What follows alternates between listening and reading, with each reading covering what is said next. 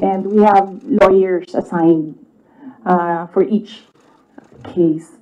Usually, cases that are similar, we assign it to one lawyer.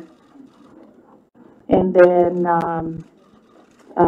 other cases, we assigned it to other lawyers so that we ensure that all the cases have lawyers focused on each. Hindi pa kami nagkausap ni dating Pangulong Rodrigo Duterte.